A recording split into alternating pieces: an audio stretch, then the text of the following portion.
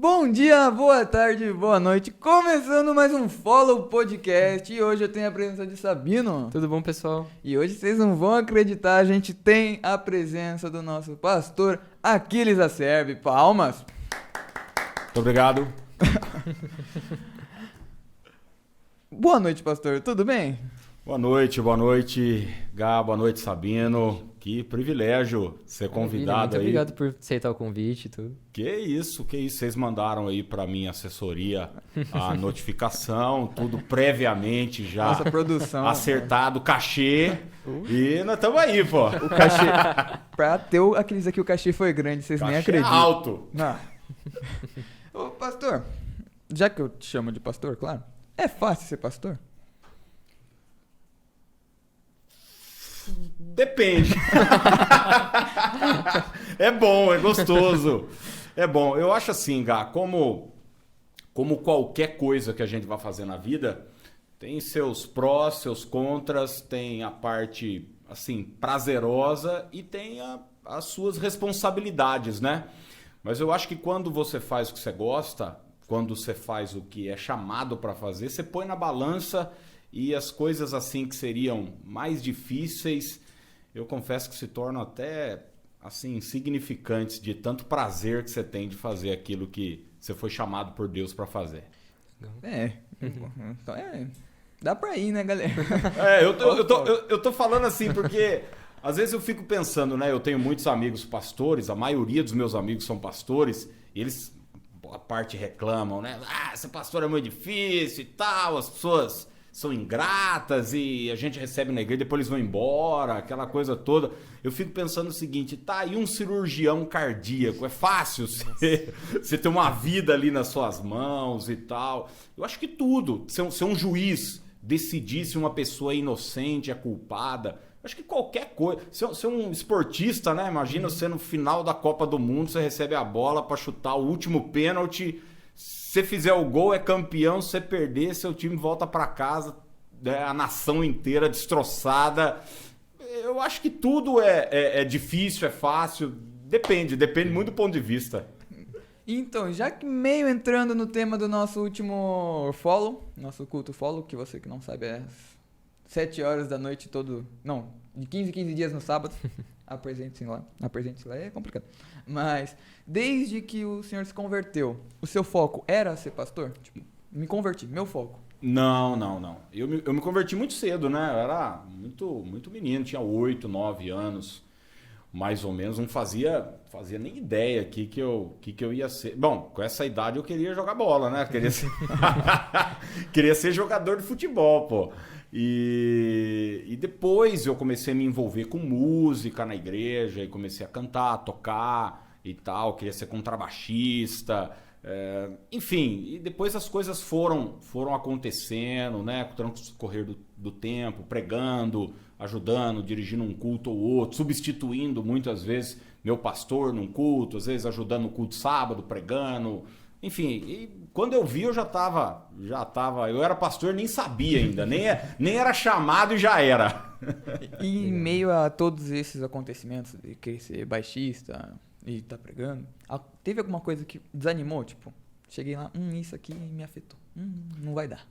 Ah, teve várias, sim, que me desanimavam, sempre tinha, né? Eu nunca parei por causa dessas coisas, mas assim, fatos que me entristeciam, que no começo, quando você tem um chamado, você tem assim uma motivação legal, eu costumo dizer sempre que a gente pode cair na ideia imatura de achar que porque sua motivação é boa, você quer pregar, você quer fazer o bem, você quer ajudar as pessoas, que todo mundo vai compreender e vai te incentivar e vai bater na sua costa, falar, cara, que legal, vai em frente. E daí você descobre que não é bem assim, né? Não é bem assim. Vai ter gente que não vai gostar de você pregando, vai ter gente que vai criticar sua música, vai ter gente que vai achar que você fala demais, vai ter gente que vai achar que você fala de menos, vai ter gente que vai implicar com o seu sotaque, vai ter gente que vai implicar com a roupa que você veste.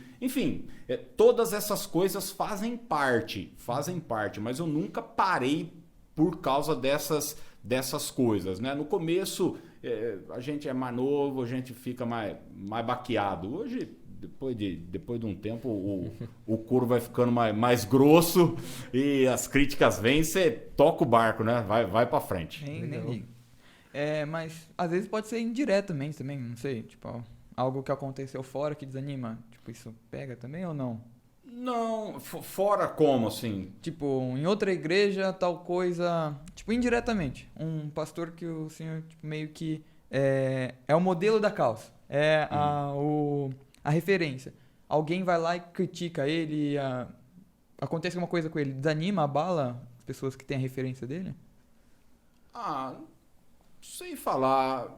Assim, eu nunca liguei muito pra essas coisas, né? Eu sempre fui muito focado naquilo que eu tava fazendo, né? Então, como eu sempre fui muito envolvido, assim, de cabeça naquilo que eu tava fazendo, então eu não ligava muito para que os outros estavam falando, ou o que os outros estavam fazendo, se estava certo, se estava errado. Eu sempre procurava me concentrar naquilo que Deus tinha confiado nas minhas mãos, né, para fazer. Se alguém perguntasse pro senhor assim, qual foi sua maior referência? Teria alguma?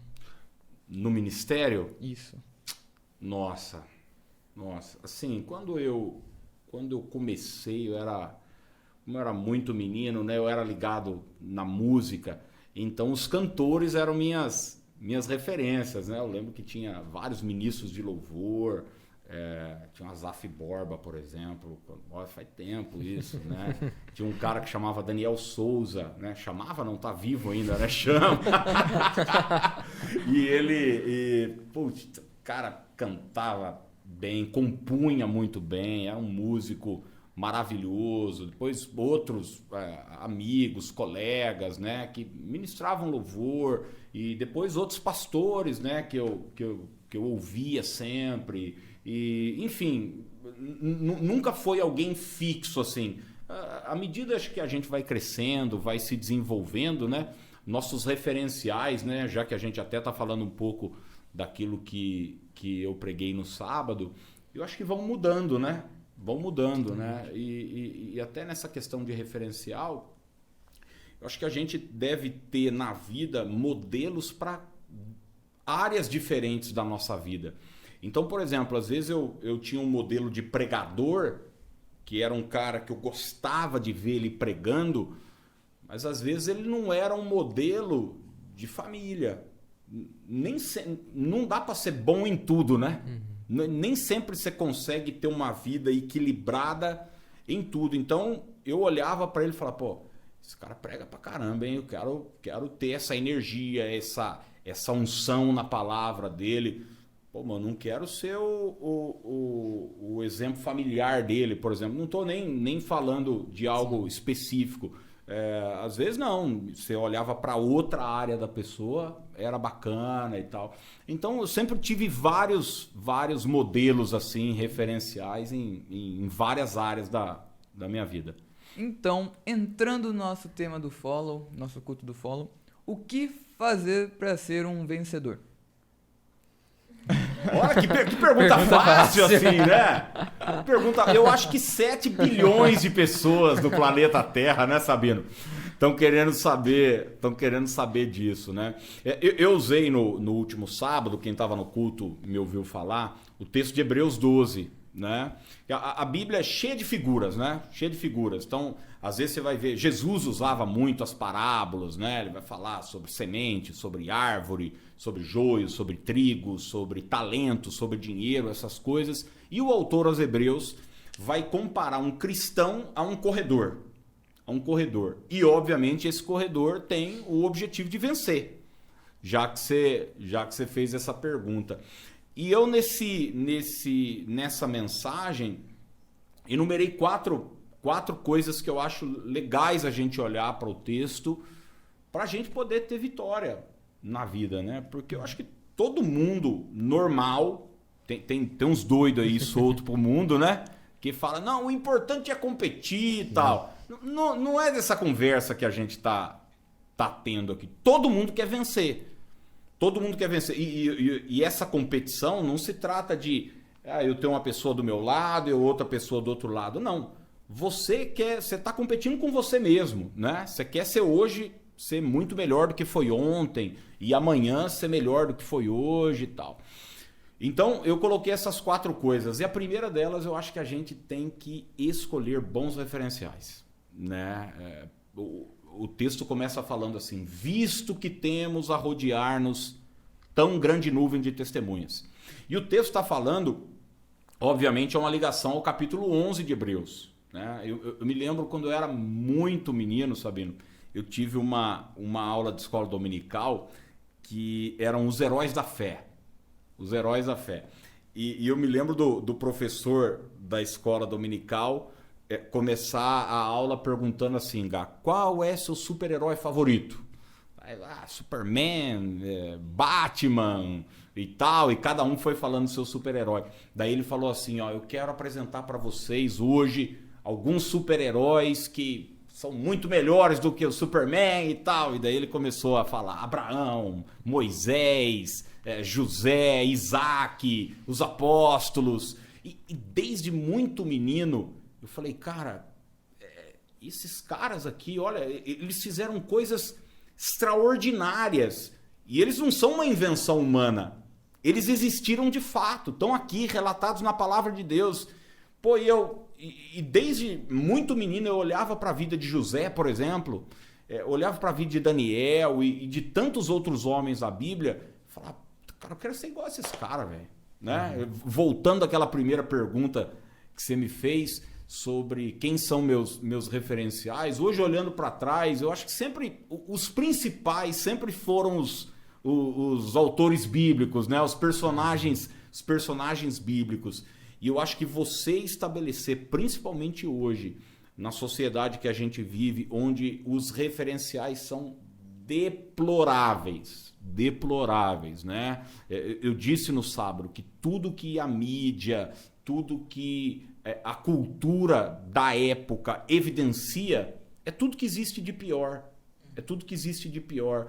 Então você vai olhar para a classe artística, para os cantores, para os jogadores de futebol, os empresários, os políticos. Você olha e fala: cara, isso que é um exemplo de gente.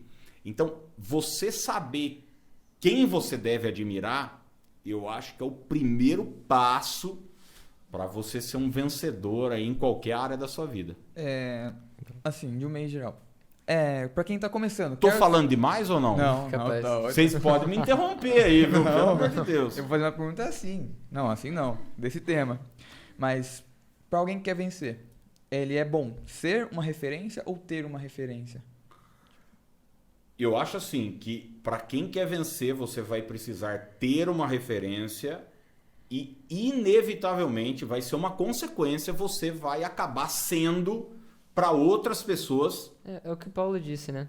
Sejam meus imitadores como eu sou de Cristo, né? Sim. Você vai acabar sendo de tabela um referencial para outras pessoas, né?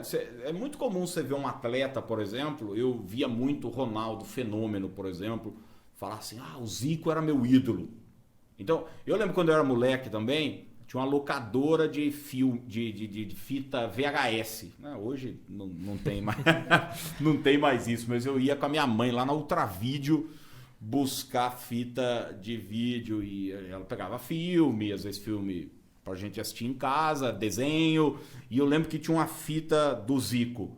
E o Zico ensinava a bater falta, ensinava a dominar uma bola e tal. Então, eu vi o Ronaldo falar: o Zico era meu referencial. Consequentemente, você vai ver que uma geração depois do Ronaldo, como o Robinho, por exemplo, e tantos outros jogadores, falam: o Ronaldo é meu referencial. Então, eu acho, Gá, que é inevitável. A gente vai ter referenciais e a gente vai ser, pelo menos deveria ser, né? Porque ninguém vai copiar também ou pelo menos não deveria, né? Um cara que tá no limbo, né? Um derrotado, né? Hoje em dia não deveria mais, né? Sempre tem um ou outro, né? E acaba caindo um peso, né? Sobre, tipo, quem é uma referência, tipo, mundialmente. Tem um peso grande, né? Tem. Deve ter, né? Deve ter, eu acho que uma com pessoa certeza. que é um referencial mundial deve. certeza. É porque fica todo mundo de olho, né? Fica todo mundo de olho. Cara, hoje com rede social, então, né? Com todo mundo tem uma câmera na mão, né? Pra tirar uma foto, o cara não pode fazer nada, né? Hoje eu vi o governador tomando sol num hotel aí. No Rio de Janeiro, pô, o cara, pô, tem que usar máscara, lockdown, fecha tudo, pô, foi tomar um solzinho e tal. Da galera já tirou foto, botou na internet, por quê? Porque quando você é conhecido, né, você vai ser visto, né? Você vai ser visto. Então é muito importante você que tá à frente de algo, você vai ver isso sempre nos exemplos de Paulo. Ele diz, olha, aquele que almeja ser bispo, ser pastor, ser diácono, ele bota uma lista, como quem diz o seguinte, você tem uma responsabilidade extra. Marido de uma só mulher, não ser dado ao vinho e tal, ser bom, administrar bem sua própria casa e uma série de coisas. Por quê? Porque Paulo está tratando de pessoas que são referenciais, são um padrão. Então, a igreja, a sociedade precisa olhar para essas pessoas e dizer o seguinte, eu quero ser como esse cara aqui, né? Você vai ver que a régua é um pouco mais, o sarrafo é mais alto, né? Como a gente diz aí. E partindo para o nosso segundo tópico, liberte-se de tudo que pode atrapalhar sua corrida. Acontece bastante com quem está querendo vencer ou não? Pois é, né? Quem quer vencer precisa entender que não dá para ter qualquer vida. Um atleta, a gente acha muito legal. Como eu disse, né, no começo, quando eu era criança, eu queria ser atleta, né? Queria ser jogador de futebol. Aquele sonho infantil, né? Você assiste Olimpíadas, Copa do Mundo, você vê o cara com a medalha no peito, o mundo inteiro aplaudindo, tocando música, Ayrton Senna. Agora, quando você vai ver a rotina de um atleta, daí, cara, talvez você desanime.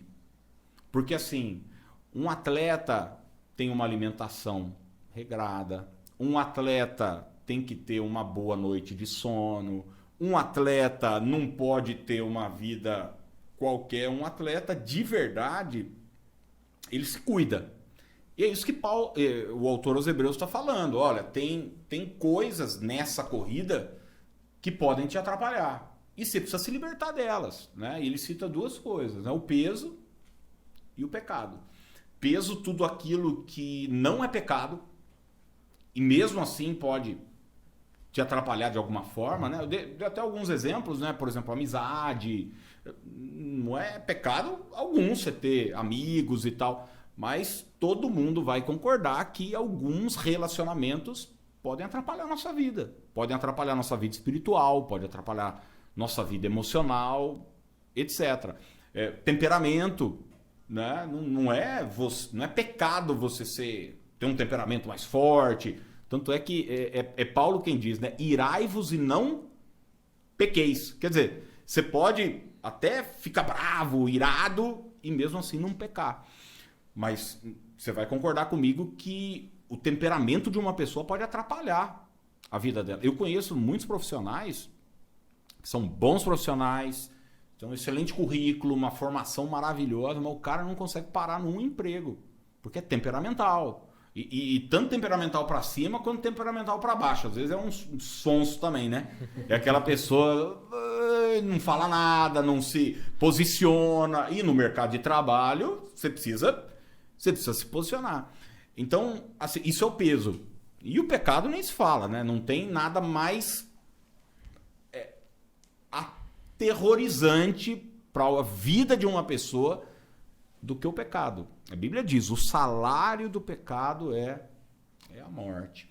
Então, é necessário, quem quer vencer, quem quer ter vitória na vida cristã, precisa superar essas coisas, precisa deixar para trás. O pecado é óbvio, ele acontece, mas ele, se acontecer, tem que ser um acidente. Tem que ser um acidente. A gente tropeça, não é uma coisa que a gente... É um estilo de vida.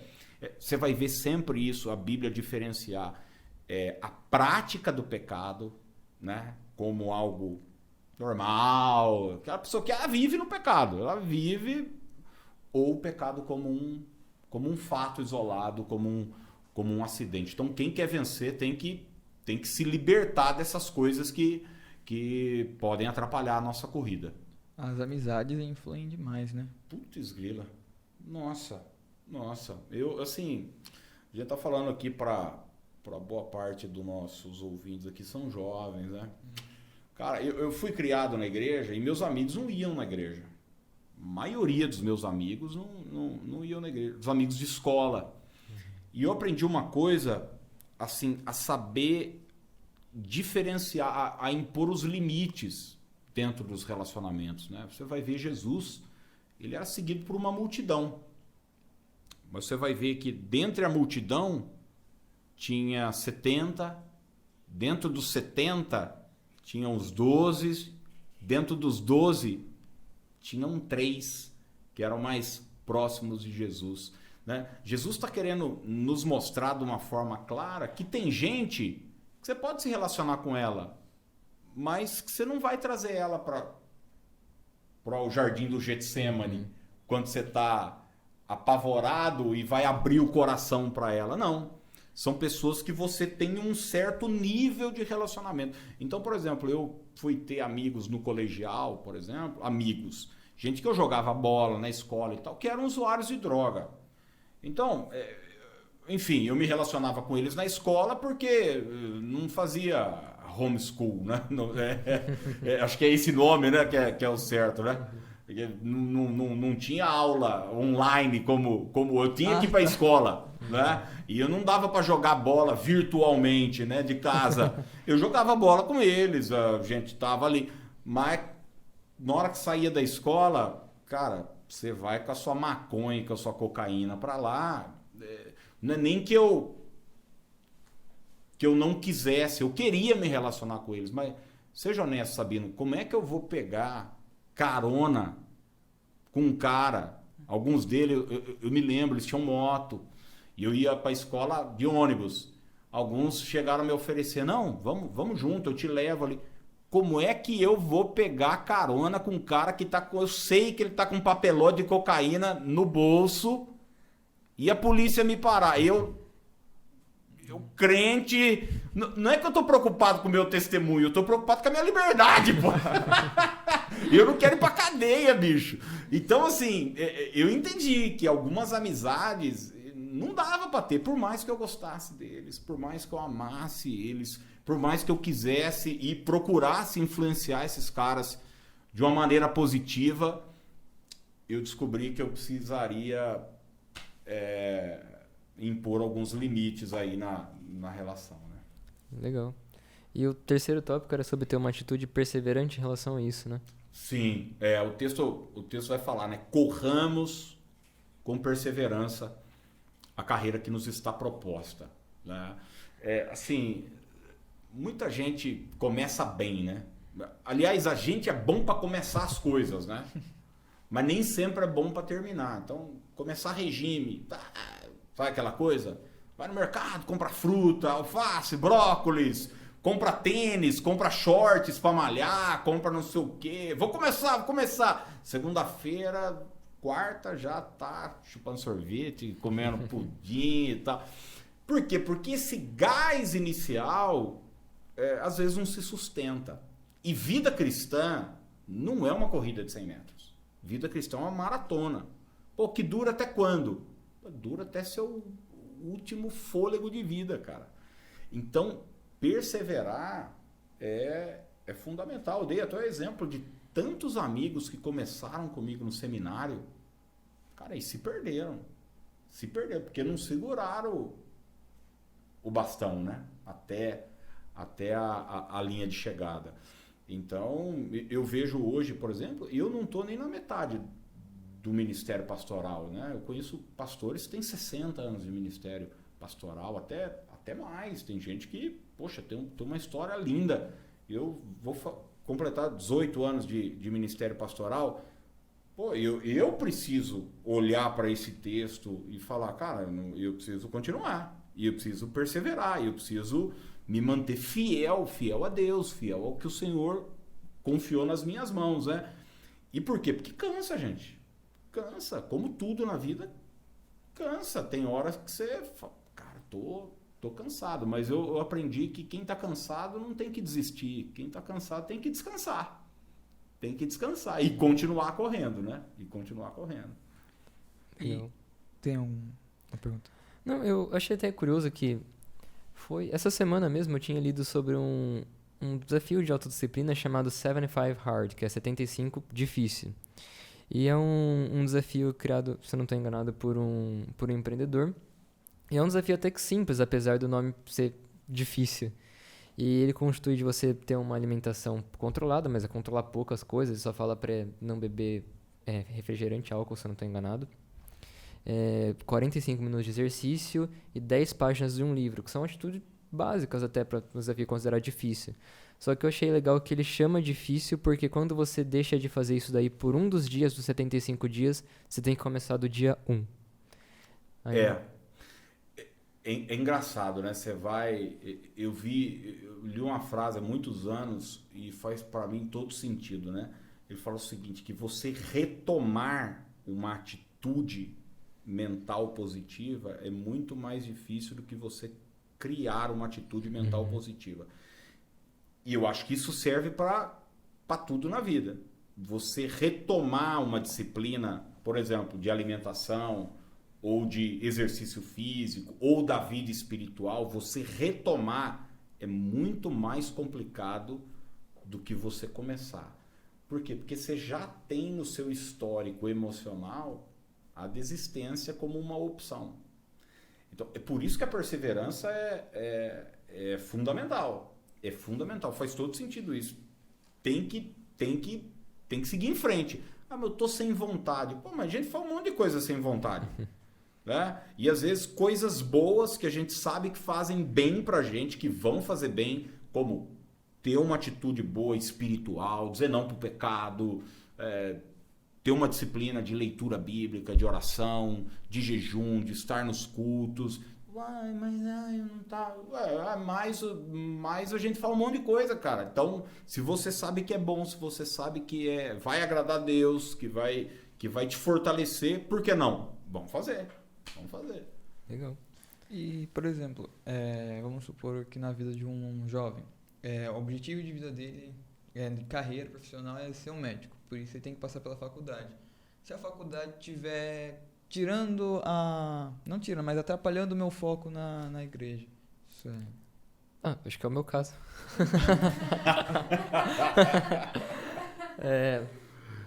Por experiência própria, é o que aconteceu comigo. Chegou um momento que eu mesmo defini na minha vida que buscava em primeiro lugar o reino de Deus.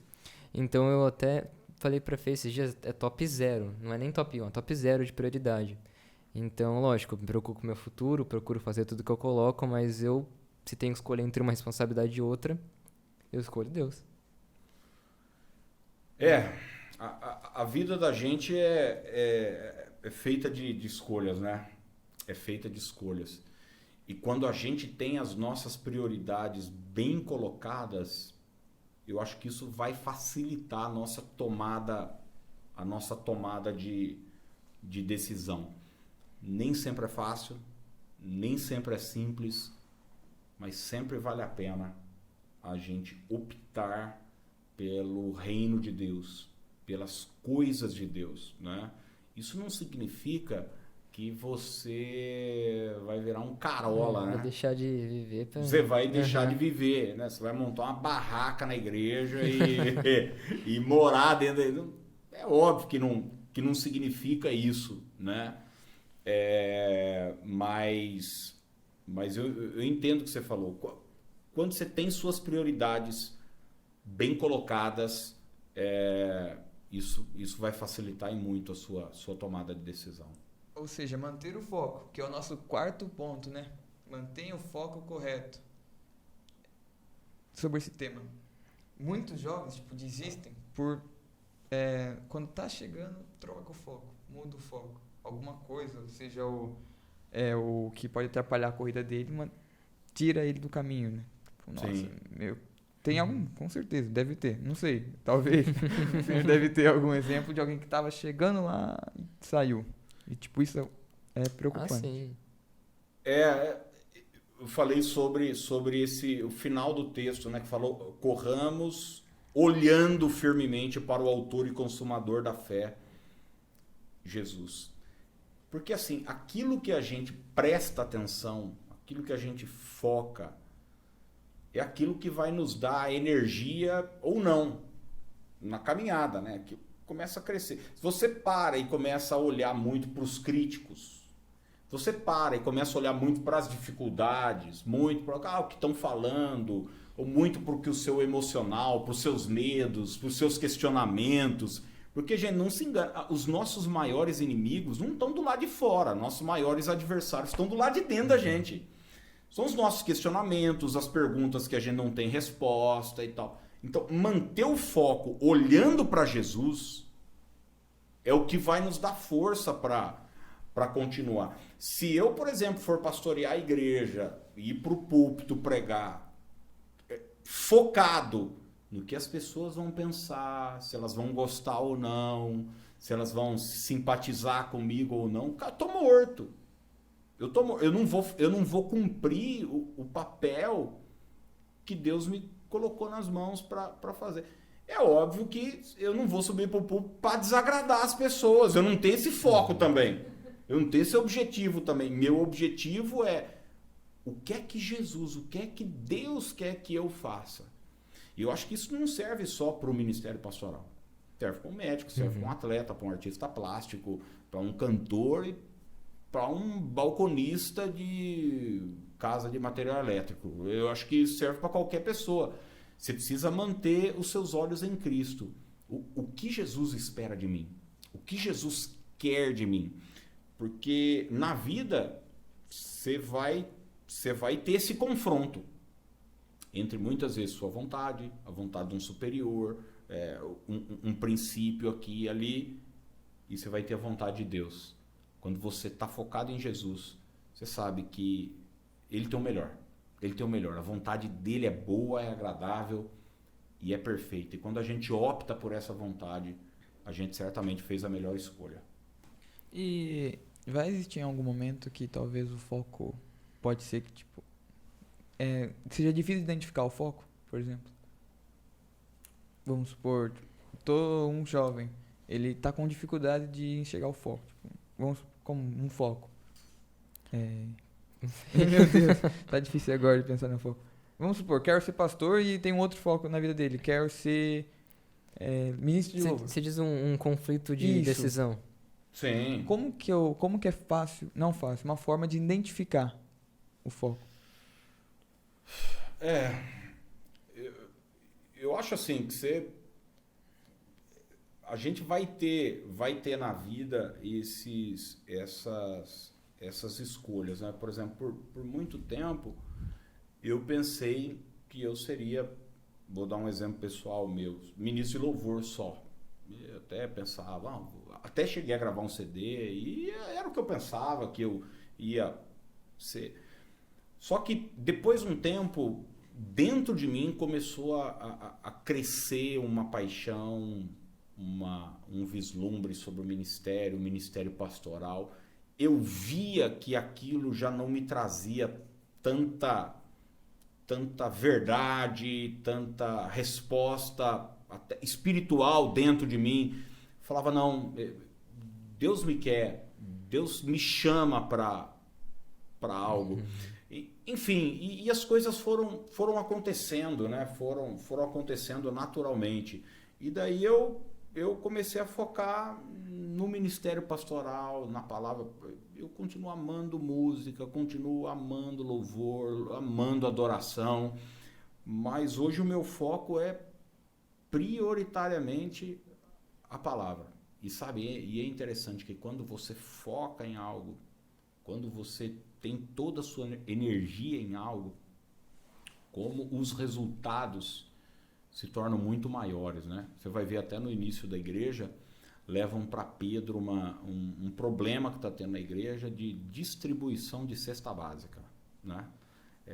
As mulheres judias estão recebendo assistência, as viúvas, e as gregas não, e imagina que procó que não estava lá, todos os irmãos. Daí Pedro chegou e falou, gente, você me desculpa, mas não dá para eu cuidar disso aí, não dá. Aí os diáconos surgem na igreja aqui. Ó, nós vamos escolher aí 7 pessoas que cheias do espírito, de sabedoria, que tenham boa reputação, e eles vão cuidar disso. E daí Pedro diz o seguinte: e nós vamos cuidar da oração e da palavra. O nosso foco vai ser isso. Legal. Né? Então, eu acho que isso é fundamental. Vai ter momentos de conflito e daí você vai ter que escolher. Eu uma vez ouvi uma frase que eu achei muito interessante também, que diz que muitas oportunidades, aliás, muitas distrações às vezes aparecem como oportunidade, e é importante você ter o foco bem definido para você conseguir enxergar de que parece legal, mas não é legal. Cara, nem fale. E eu acho que as mais nocivas, Sabino, exatamente essas. É essas que têm uma aparência de uma coisa legal e tal.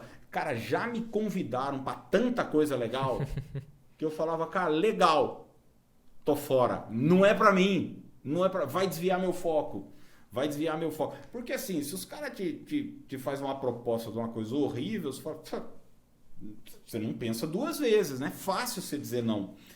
As distrações justamente são essas aí, né? As que parecem boas, mas que não tem nada. E às vezes até são boas. Mas são boas para outra pessoa, né? Então, Deus não te chamou para aquilo. Aquilo não tem a ver com a sua história. Aquilo não tem a ver com que Deus de fato plantou dentro do seu coração. Então você fala, não. Quando você define seu foco, o que você quer, né? Eu até preguei muito sobre as últimas semanas, sobre visão. Quando você tem uma visão clara do que você quer, isso facilita muito na vida sua tomada de decisão. É óbvio, gente, você não vai virar um imbecil, sabe, um tapado. Não é isso que eu estou dizendo. Você tem que ter tempo para se distrair, você tem que ter tempo para seus amigos, tem que ter tempo para namorar, tem que ter tempo para passear, para ir comer, para fazer tudo, para ir no shopping, tem que ter tempo para tudo, para não fazer nada. Tem que ter tempo para tudo. Vida equilibrada. Mas você sabe o que você quer. Seu foco, sua concentração, sua energia, sua oração, seus sonhos estão focados naquilo lá. Legal. Mais alguma observação, algum ponto? Eu acredito que não. O senhor tem algum conselho para deixar aí para quem está procurando foco? Pois é, né, gente? Pois é. Eu acho assim que a maior luta de talvez um adolescente, um jovem, é essa decisão, né? Essa decisão. Já tive 16, 15, 17 anos e todo mundo, eu vou ser isso, outro eu vou ser aquilo, outro eu vou ser aquilo outro, e às vezes nem era e nem foram. Mas daí você também se sente pressionado a decidir alguma coisa. Se eu tivesse algum conselho para dar para um jovem, para um adolescente, cara, ouça Deus, gaste esse tempo em oração, em jejum, em consagração, em busca na palavra, em descobrir a verdade do seu coração, a paixão. Eu acho que Deus nos plantou nesse mundo, cada um de nós, com um propósito, com um objetivo. O seu é diferente do meu, o meu vai ser diferente do Sabino. Enfim, cada um de nós tem um objetivo, uma missão aqui nessa terra. Ninguém é melhor do que ninguém, né? Paulo vai deixar muito claro nos seus escritos que a igreja é um corpo, né? Cada órgão, cada membro tem sua função. E eu acho que a gente precisa ouvir o Senhor, ouvir a verdade do nosso coração, ser muito honesto, gente, muito sincero, né? Fugir do auto-engano. Eu vejo, por exemplo, tanta gente que quer ser cantora, mas é horrível cantando. Não conheço. Sabe? Conheço tanta gente que quer ser... Vou te dar um exemplo. Eu acho lindo quem trabalha com artesanato, quem consegue fazer. Eu acho lindo. Cara, eu não dou conta de fazer... Eu acho lindo pintor, gente que pinta quadro e tal. Eu olho às vezes um quadro, a riqueza de detalhes. Mas, bicho, se eu desenhar aqui para vocês, você vai ver que meus desenhos é desenho de criança. É aquele, sabe, aquela bolinha, a cabeça do cara, o corpinho. Eu preciso entender, cara, pô, Deus não me chamou para ser um pintor, cara. Deus me chamou para outra coisa. Então, você ter esse bom senso também de saber que junto com a sua missão, Deus te deu habilidades, talentos, não vem pronto, você vai desenvolver, ele tem que estar ali. Pelo menos como uma semente, né? Que você vai ao longo da caminhada desenvolvendo e aperfeiçoando. Eu acho que esse é um conselho, não sei se de repente foi um conselho horrível, mas eu não sei, eu acho que foi bom. Mais ou menos. Não, conselho bom. Eu acho que ninguém melhor do que os nossos internautas comentarem aí se gostou do conselho do nosso queridíssimo pastor. Dá uma força aí, gente, pelo amor de Deus, né? E já aproveitando que eu estou conversando com os internautas, deixem algumas perguntas, não sei, que vocês tenham, porque um dia ele volta aqui no nosso devocional um pouquinho mais longo para conversar, e daí vocês vão ter as suas respostas. Talvez seja esse tema, talvez seja qualquer outro, mas deixem aí. Legal. E caso você ainda não tenha assistido a mensagem do último follow, corre lá, tá no canal do YouTube, dá uma acompanhada lá na íntegra, toda a mensagem aí. Eu posso fazer um pedido ou não? Claro. E vocês peçam nos comentários para eles me convidarem outra vez. Não. Porque, assim, né, eu acho que seria muito legal existir uma campanha massiva, né, assim, todo mundo falando, não, vocês vão convidar sempre. Porque daí isso vai fazer bem também pro minha autoestima. Né? Eu não vou negar que eu quero. Mas, então aqui fica o convite. Venha com a gente num podcast. A gente vai mandar um novo cachê aí pro senhor. Com certeza. Vem lá no Pix que vai receber a notificação. Pelo menos um copo d'água, porque nem água me serviram aqui. Mas se o próximo tivesse um copo d'água... É que o cachê que a pode gente ser o do gastou não bebedouro deu. da igreja aqui mesmo. Pra mim já tá pago. O cachê foi muito alto, não deu dinheiro pra... Essa desculpa. Mas a gente deixa o convite aqui pro senhor. Volte um dia. Venha com a palavra que o senhor quiser. Porque o senhor pode, o senhor tem essa preferencial. Very important person. E é isso. Gostaria que... Tem alguma mensagem final? Eu acredito que não. Muito obrigado pela presença, pastor. Uma honra receber aqui o senhor. Eu agradeço. E é isso. Não esquece de deixar o like, pessoal. A nossa produção aqui, você não sabe, tá cobrando. Estamos levando uma bronca aqui. Não esquece de deixar o like. Se inscreva no canal caso você ainda não esteja. Fique de olho nas nossas redes sociais para acompanhar tudo que a gente posta. Qualquer novidade está por lá. Acompanhe o Insta do Follow, YouTube. E é isso. Gostaram? Espero que sim. Mas valeu, pessoal. Muito obrigado. Fiquem com Deus. Até a próxima. Valeu.